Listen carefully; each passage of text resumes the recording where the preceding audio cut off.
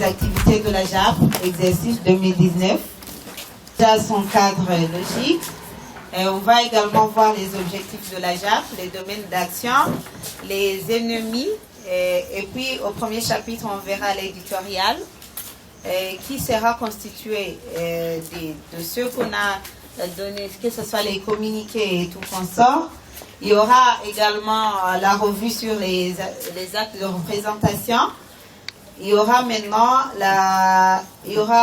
ensuite la synthèse des activités réalisées. Et maintenant, on pourra voir les détails sur chaque activité qui a été réalisée pour l'année 2019. Et sans trop tarder, je commence par les remerciements. Et les remerciements, vous allez m'excuser, je vais lire intégralement comment on a écrit les remerciements pour voir qui a soutenu la JAP pendant l'année 2019, comme le président représentant légal l'a déjà souligné dans son discours. Je relis. Plusieurs intervenants pour la réussite de l'agenda au cours de l'année 2019 nécessitent un coup de chapeau. En première vue, vient le Dieu Tout-Puissant qui a guidé et protégé la JAP en offrant à ses membres la force, la bonne santé et la crédibilité envers ses partenaires. Les sincères remerciements sont aussi adressés au gouvernement du Burundi pour sa parfaite collaboration avec la JAP, en facilitant la réalisation des activités planifiées et la mise en œuvre par la JAP sur tout le territoire burundais en toute quiétude.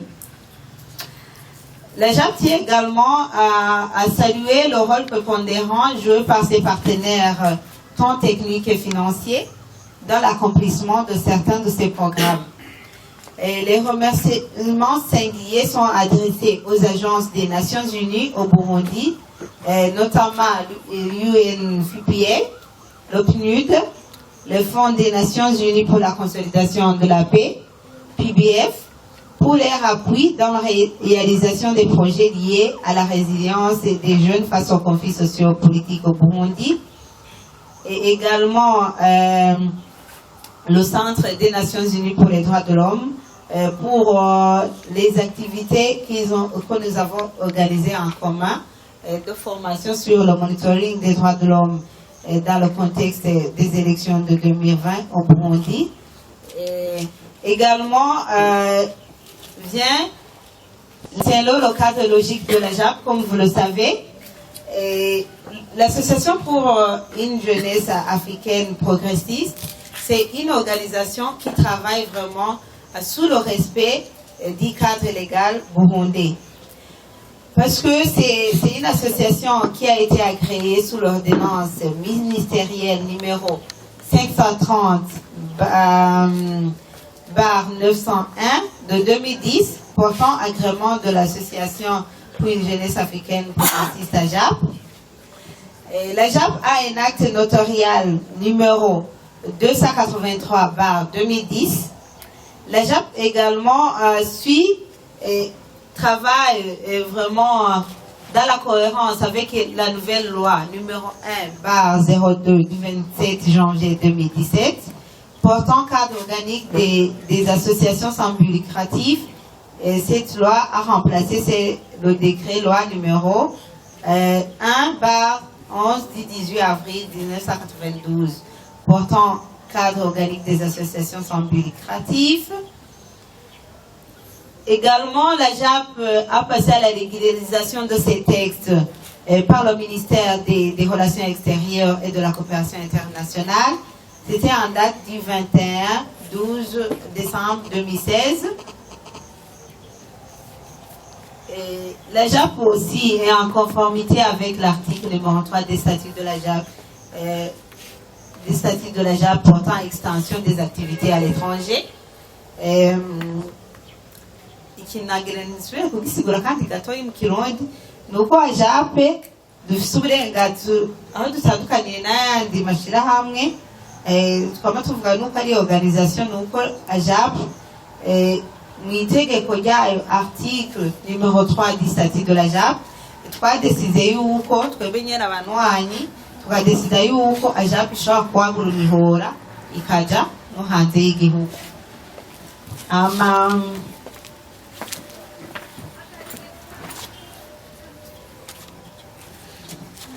sur les objectifs de la JAP. Et comme vous le savez, les objectifs de la JAP, il y a la promotion des bonnes relations entre les jeunes, tant nationaux qu'internationaux. Il y a également cet autre objectif de travailler pour la protection des indigents, les orphelins, les enfants vulnérables, enfants de la rue, handicapés, malades, orphelins et albinos. Il y a également plaidé pour l'intégration du genre dans le développement, favoriser la culture de paix, de réconciliation, résolution pacifique des conflits et d'évangélisation à travers les champs, favoriser l'épanouissement moral, intellectuel, culturel et sportif de tous les jeunes, création des cadres, des centres d'enseignement de certains métiers, couture, vannerie, menuiserie, maçonnerie aux jeunes, aux albinos et aux handicapés qui le peuvent, lutte contre le chômage par la création de l'emploi, promouvoir la protection de l'environnement et la sécurité alimentaire, lutte contre les différents défis qui menacent la population en général et les jeunes en particulier, notamment le VIH-Sida, la pauvreté, l'ignorance, la corruption, la délinquance et la violence. Et enfin, défendre l'intérêt de la communauté en général et de la jeunesse en particulier. Maintenant, en ce qui concerne les domaines d'action, comme vous le savez, la JAP intervient dans les domaines de la santé socioculturelle, dans le domaine des droits de l'homme et la paix, dans le développement économique, dans l'éducation, formation, environnement, dans la communication, dans l'assistance des personnes en difficulté. Vous allez voir que ces domaines d'action correspondent avec les commissariats qui existent dans notre association. Maintenant, qui sont nos ennemis, je dirais les obstacles ou bien les défis qu'on doit relever? Il y a les inégalités sociales, il y a le chômage, il y a les violences de toutes sortes, il y a la dégradation des mœurs, les maladies sexuellement transmissibles comme le sida, l'analphabétisme, les manipulations politiques, la pauvreté, les changements climatiques, le travail des mineurs et la consommation des stupéfiants. Voilà ce qui est, je dirais, de l'introduction. Maintenant, on peut passer à l'éditorial. L'Association pour une jeunesse africaine, comme je l'avais dit, est une association qui a été créée par l'ordonnance ministérielle que je vous ai citée. Donc, sa mission, quelle est la mission de la JAP? La mission de la JAP, c'est la création des cadres d'expression et de valorisation de la contribution de la jeunesse dans la résolution pacifique des conflits, promouvoir la santé et les bonnes mœurs, le développement des pays africains. Et je crois que dans les années à venir, ça sera le monde entier. La lutte contre le VIH-Sida, la dégradation des mœurs. Comme on l'a précisé dans le discours, la JAP a déjà dépassé les limites africaines.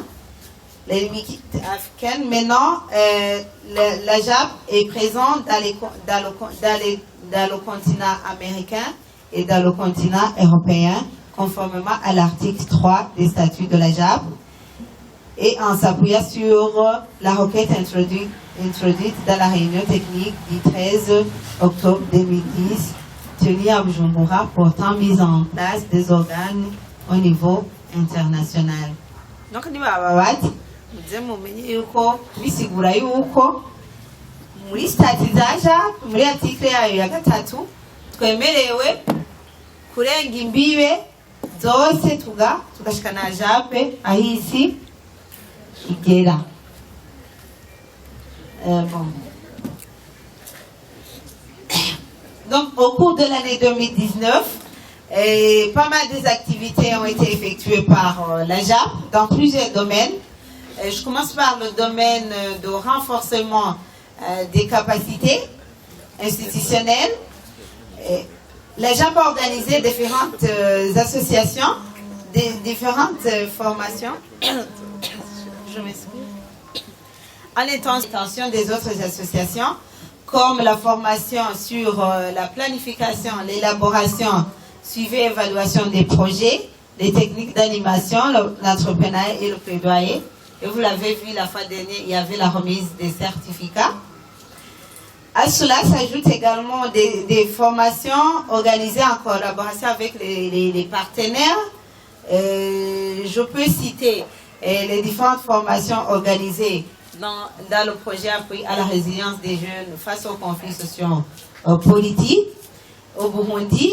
Il y a également d'autres formations qui ont été organisées en intention des ambassadeurs de la paix avec l'OTARAC. Il y a également d'autres formations qui ont été organisées sur le plaidoyer et aussi il y avait une autre formation qu'on a eue avec pour nous habituer à plaider pour la population quand il y avait les sketchs, ou bien je dirais l'assimilation sur le Parlement, comment travaille le Parlement. Donc, il y a eu plusieurs activités dans ce domaine et que je vais vous citer dans les détails, que je vous citerai dans les détails dans le développement en soi. Et maintenant, il y a aussi d'autres activités qui rentrent dans le domaine social et qui ont été accomplies par la JAP, que ce soit au Burundi ou à l'étranger. Je peux citer l'exemple de l'assistance qui a eu lieu aux sinistrés des pluies, aux pluies qui ont eu lieu le mois passé au quartier Winerekwa et Nyabagere, et l'assistance qui a eu lieu également aux prisonniers et bien d'autres qu'on aura à voir dans les détails. Et dans le domaine de la coopération, le président représentant international de la JAP a effectué pas mal de missions. Il y a une mission de travail qu'il a effectuée au Ghana. Il y a également une mission qu'il a effectuée en Afrique du Sud et au Kenya. À part ses visites étrangères, il a rencontré beaucoup de personnalités ici au Burundi. On aura à les voir également. Aussi, la JAP a fait plusieurs communiqués. Je peux citer un communiqué à l'occasion de la célébration de la Journée internationale de la jeunesse. Il y a un communiqué sur le rapport de la commission d'enquête sur le Burundi relatif aux droits de l'homme. Il y a la déclaration relative au déroulement de l'affichage et l'enrôlement partiel des électeurs de 2020 et bien d'autres qu'on aura à voir. Et du côté de la décentralisation, le représentant et représentant international de la JAP a sorti des actes de nomination à l'échelle nationale et à l'échelle internationale. On aura à le voir également qu'il a sorti même d'autres actes de nomination, que ce soit en Europe ou en Amérique. Et la JAP a également organisé des activités de sensibilisation. Et les membres de la JAP ont participé dans beaucoup de réunions et ateliers, que ce soit organisés par nous-mêmes ou bien par d'autres associations, bien en collaboration, ou bien des réunions qui ont été organisées sous nos propres fonds, ou bien les fonds de nos bailleurs, ou bien de nos partenaires financiers.